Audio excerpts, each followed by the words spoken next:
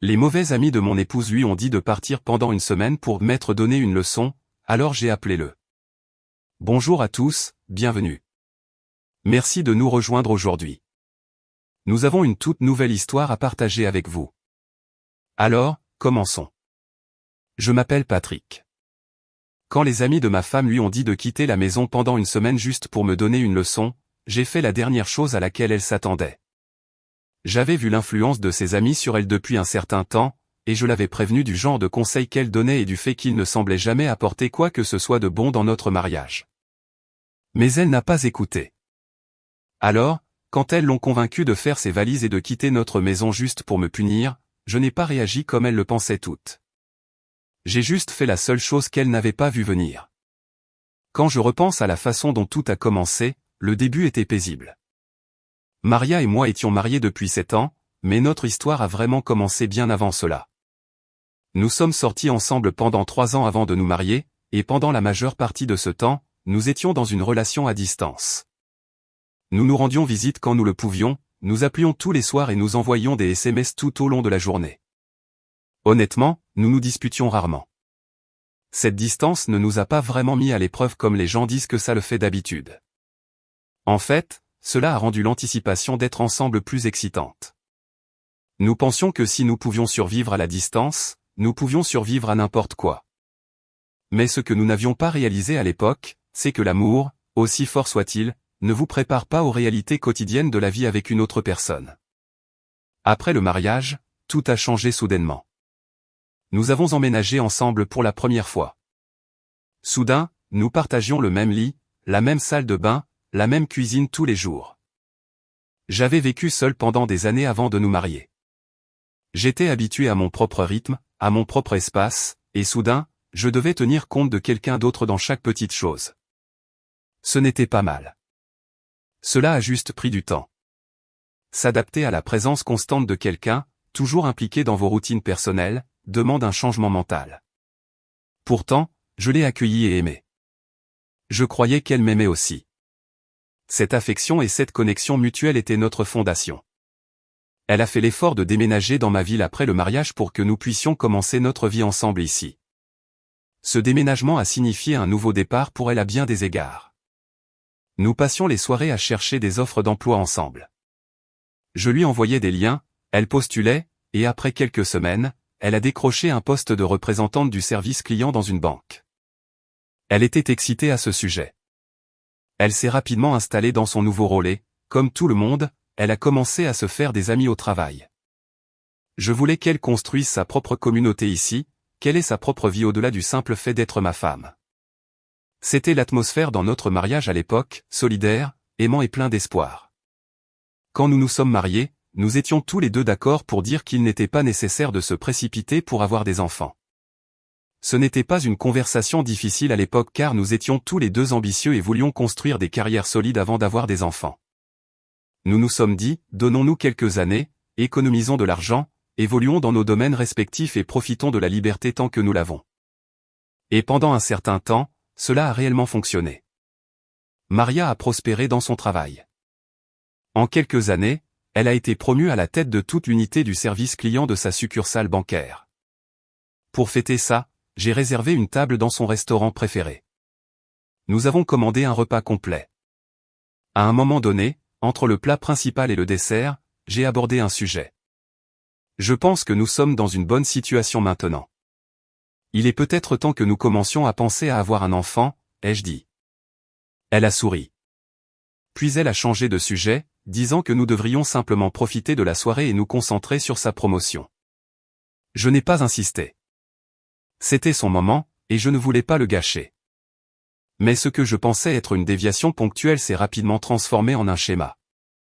Chaque fois que j'abordais le sujet par la suite, que ce soit de manière décontractée lors d'une promenade le week-end ou en planifiant l'année suivante, elle évitait la conversation ou la coupait court. Ces mots étaient toujours les mêmes, ce n'est pas le moment. Au début, j'ai mis cela sur le compte du stress ou de la surcharge de travail.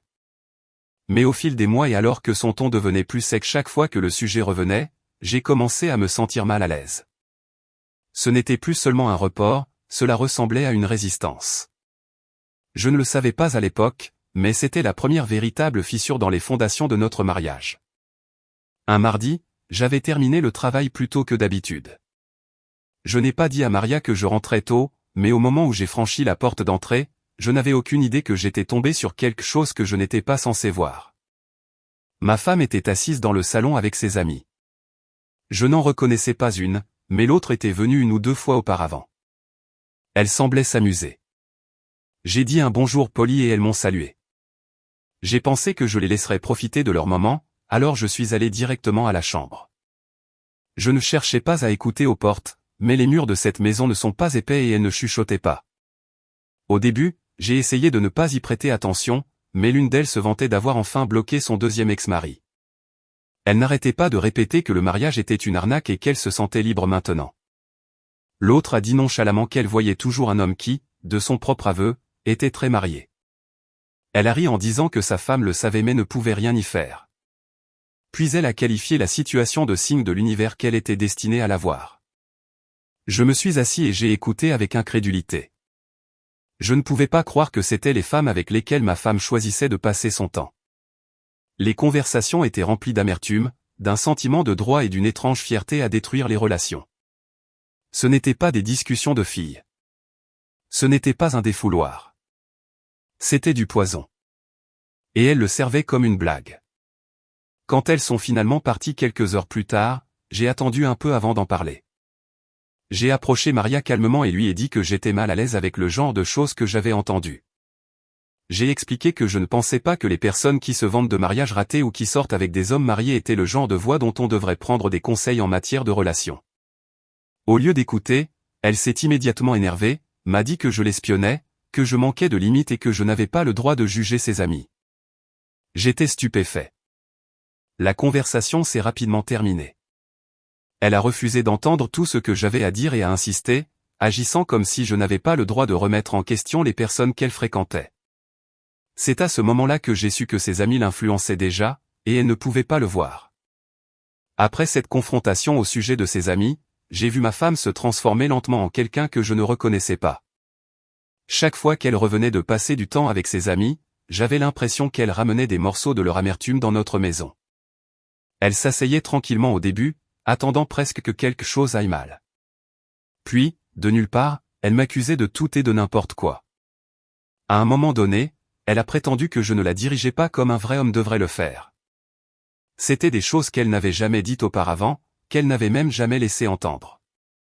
C'était comme si quelqu'un lui avait donné une liste de choses pour lesquelles être en colère. J'ai essayé de ne pas réagir de manière excessive. Mais un soir, elle est rentrée tard et quand elle a franchi la porte, j'ai senti une forte odeur d'alcool, comme si elle avait beaucoup bu. Ce n'était pas son genre. Elle n'était pas du genre à sortir faire la fête, surtout pas en semaine. Et je soupçonnais exactement d'où cela venait, de ces mêmes amis qui riaient de la vie insouciante comme si c'était quelque chose dont il fallait être fier. Je lui ai gentiment posé la question, en disant « Eh, ça va ? Ce n'est pas ton genre. » Mais au lieu de me parler, elle a explosé. Elle a dit que j'essayais de l'enfermer, que sa liberté me menaçait, que je voulais la garder petite. Elle a dit, et je n'oublierai jamais ça, elle a dit que j'essayais de ruiner son corps en insistant pour avoir un enfant, que je voulais la piéger dans la maternité pendant que je restais libre. Je ne savais pas quoi répondre alors que je restais là, complètement abasourdi. Puis elle s'est retournée et est partie. Après cette nuit-là, les choses se sont encore plus refroidies entre nous. Nous vivions dans la même maison, mais c'était comme si nous étions des étrangers. Elle partait au travail sans un mot. Rentrait à la maison et allait directement à la chambre. Quand j'essayais d'entamer une conversation, elle me donnait des réponses d'un seul mot ou m'ignorait complètement. C'était comme si ma présence l'irritait. Je lui ai donné de l'espace. J'espérais que ce n'était qu'une phase, quelque chose dont elle se remettrait. Mais les jours ont passé, puis une semaine, et le silence est devenu normal. La chaleur qui faisait autrefois de notre maison un foyer avait disparu. Il ne restait que la tension et le sentiment croissant que j'étais lentement poussé hors de mon propre mariage. Un matin, le soleil n'était même pas encore complètement levé, et je suis sorti dans le couloir pour aller aux toilettes et je l'ai vue près du placard, en train de fermer un petit sac de voyage. Il n'y avait pas de visite prévue, pas de conversation sur le fait qu'elle devait être quelque part. Alors, j'ai demandé, où vas-tu? Au début, elle ne m'a même pas regardé, a juste continué à plier quelques chemises et à les placer soigneusement dans le sac. Quand elle a finalement parlé, elle a dit qu'elle allait rester chez une de ses amies pendant un certain temps. J'ai demandé pourquoi. Elle a dit que notre mariage ne fonctionnait pas comme il le devrait et qu'elle pensait que nous avions besoin de temps séparés. Selon elle, c'était la meilleure façon pour nous deux de savoir ce qui allait suivre. Je suis resté là, confus, essayant de comprendre ce qui se passait. Nous n'avions pas beaucoup parlé la semaine précédente. Cette partie est vraie. Les choses semblaient bizarres, mais je n'aurais jamais pensé que cela mènerait à ça. Alors, j'ai essayé de la raisonner. Je lui ai dit que toute relation traverse des moments difficiles et que nous n'avions pas besoin de nous séparer pour régler les choses. J'ai même proposé une thérapie, quelque chose que nous n'avions jamais essayé. J'étais prêt à m'asseoir avec un professionnel et à avoir les conversations difficiles si cela signifiait sauver ce que nous avions construit. Mais elle n'a même pas bronché. Elle a juste secoué la tête et a dit que nous avions besoin d'une pause. Juste une semaine de séparation. Selon elle. Je ne savais plus quoi dire. Je me sentais impuissant. C'est une chose de se disputer et de claquer les portes. C'en est une autre quand la personne que vous aimez se désengage tranquillement et fait ses valises comme si de rien n'était. Elle est partie sans même se retourner. Dès que la porte s'est refermée derrière elle, j'ai senti cette oppression dans ma poitrine. Je ne pouvais pas prétendre que tout allait bien et simplement aller au travail comme n'importe quel autre jour. Alors, j'ai appelé pour me déclarer malade, leur disant que je ne me sentais pas bien. Heureusement, mon patron m'a donné quelques jours de congé. Et pendant la majeure partie de cette journée, je suis resté assis à rejouer chaque moment, chaque dispute et chaque signal d'alarme que j'avais choisi d'ignorer. Plus j'y pensais, plus je réalisais que ce n'était pas seulement une question d'espace ou de besoin de temps pour réfléchir. C'était un schéma. Je l'aimais peut-être encore, mais je ne pouvais pas ignorer ce qu'elle me montrait. Si elle était prête à partir si facilement, si elle ne pouvait pas se battre pour nous, même quand j'étais prêt à faire tout mon possible pour que les choses fonctionnent, alors il ne restait plus rien à sauver. Je ne voulais pas en arriver là. Mais après tout ce qui s'était passé, j'ai ouvert mon ordinateur portable et j'ai commencé à chercher un avocat spécialisé en divorce près de chez moi. Le divorce n'était jamais un mot que j'imaginais faire partie de mon histoire. Je pensais que nous serions l'un de ces couples qui se battent, qui règlent les choses, peut-être même qui vieillissent côte à côte. Mais il y a un point où l'amour ne suffit plus. Quand le manque de respect, la distance et la manipulation le remplacent. J'ai trouvé un avocat avec de bonnes critiques. J'ai pris rendez-vous pour le lendemain matin. J'ai à peine dormi cette nuit-là. Lors de la réunion, l'avocat n'a rien édulcoré. Il m'a expliqué tout le processus, la division des biens, les délais, les notifications légales et le bilan émotionnel qui l'accompagne généralement. J'ai donné mon feu vert, lui ai dit d'engager la procédure. Le 5e jour de son absence, elle a reçu les papiers. En quelques heures, elle m'a envoyé un message, disant que je bluffais, que c'était ma façon de la manipuler pour qu'elle revienne. J'ai juste regardé le message pendant un moment. Puis j'ai tapé ma réponse. Je ne bluffe pas. Le mariage est terminé. Je n'avais plus besoin de discuter ou de m'expliquer. J'avais passé des années à essayer de maintenir cette relation. Ce soir-là, je suis rentré du travail fatigué et épuisé. Je n'avais même pas enlevé mes chaussures quand je l'ai vue. Elle se tenait dans le salon. Au moment où nos regards se sont croisés, elle s'est précipitée vers moi, presque comme si elle était soulagée de voir que j'étais toujours rentré à la maison. Sa voix était tremblante, nerveuse. « Je ne pensais pas que tu irais vraiment jusqu'au divorce, » a-t-elle dit. Je n'ai rien dit tout de suite. Elle a continué, son ton un mélange de panique et de culpabilité, me demandant de retirer les papiers, disant que nous pouvions encore arranger ça si je lui donnais juste du temps. Mais quelque chose en moi s'était déjà éteint. Je l'ai juste regardé droit dans les yeux et j'ai dit, le fait que tu aies quitté cette maison a été la goutte d'eau qui a fait déborder le vase pour moi. Ce mariage est terminé. Et je suis passé devant elle. Elle n'a pas suivi au début, mais plus tard dans la nuit, alors que j'étais assis dans le jardin à essayer de rassembler mes esprits, elle est venue s'asseoir à côté de moi. Cette fois, elle n'était pas sur la défensive. Puis, d'une voix douce, elle a dit que c'était l'idée de ses amis. Elles lui ont dit de partir pendant une semaine, que si elle disparaissait, je reviendrai en rampant et j'arrêterai de poser des questions sur le fait d'avoir un bébé. Je l'ai juste regardé et j'ai ri. C'était si ridicule et triste qu'elle ait réellement écouté. Eh bien, lui ai-je dit, maintenant tu es libre. Va être avec tes amis. Peut-être qu'elles t'aideront à traverser le divorce, aussi. Elle s'est effondrée, essayant de me prendre la main, disant qu'elle ne voulait pas être comme elle. Elle ne voulait pas finir divorcée, amère et seule. Que ce n'était pas comme ça qu'elle pensait que les choses se passeraient. Mais j'avais pris ma décision. Je lui ai dit sans détour, si tu es prête à blesser ton mari pour impressionner des gens qui n'ont pas su maintenir leur propre mariage, alors tu ne mérites pas d'en avoir un non plus. Elle a continué à supplier même au fil des jours. Mais je n'ai pas bougé. Je n'ai pas regardé en arrière. Si elle pouvait partir si facilement une fois, elle le ferait à nouveau. La procédure de divorce n'a pas été rapide. Mais au moment où les papiers ont été signés et que tout a été finalisé, j'étais déjà passé à autre chose. Ses supplications n'ont pas cessé.